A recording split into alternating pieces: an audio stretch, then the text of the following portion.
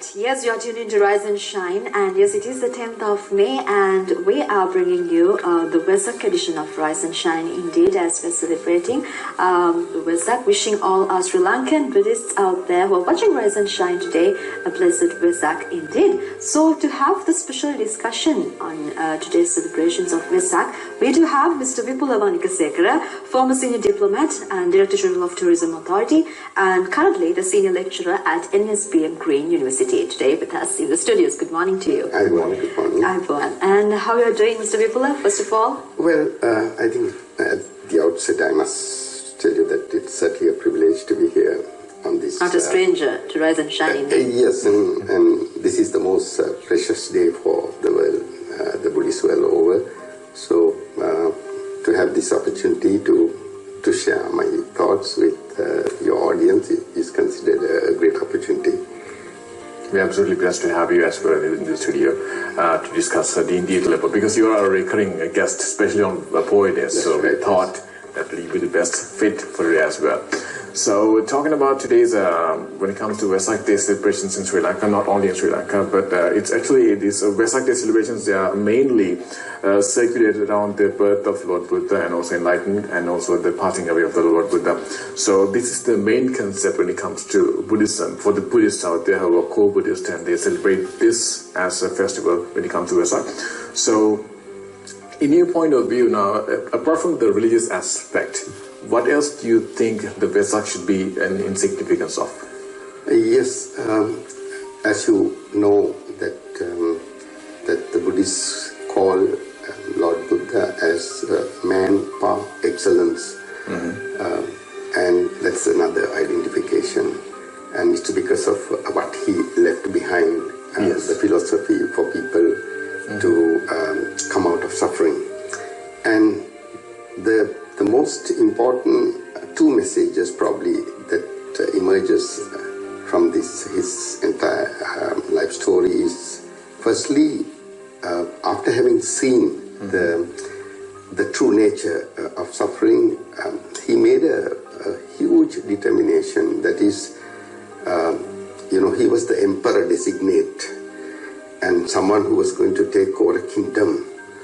And just imagine, even in today's context, anyone who is saying, no, I don't want it, it's probably something impossible. So he said, no, I don't want it, and I have a bigger mission. And the second thing is the wealth. The scripture says that he was to inherit, so many palaces, Ramya, Suramya, Subha, all that, and he was not interested. And the most difficult thing that he did was, and he had to leave the family and the newborn baby. And of course, this is debated in so many ways, but the fact remains that this determination originated from the thought that I must find a way out for the mankind, for the people in the world.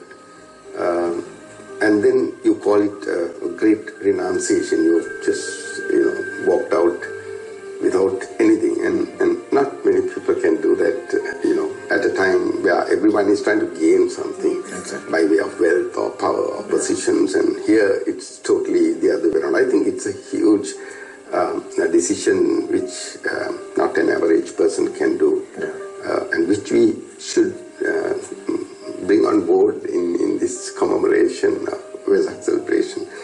The other one is having been enlightened, having seen the way out, and also having realized that it is a very subtle and a deep message, and it's not possible for people to grasp this, in the human model, because we are used to thinking in a particular pattern, and he knew it's not going to be an easy task, and yet he went in search of people who would like to know this and who would grasp this. And when I say he went in search of people, means not necessarily the one who are educated or the ones who have. It's not just sometimes some of the discourses you can see that he was even talking to people who are laborers working by the road, and the cleaners and the janitors, and and the people who came to him in sheer desperation for something, his doors was open.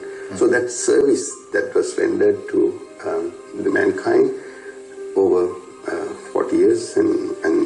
is another one that we should remember when commemorating the Vesak celebration. It's not just the person, and obviously the people worship, but at the same time these two factors, finally what he left behind, and it helps people to find solace in their day-to-day, the mental noise and trouble, and that's the greatest thing, and that's the other two significant factors which I thought I would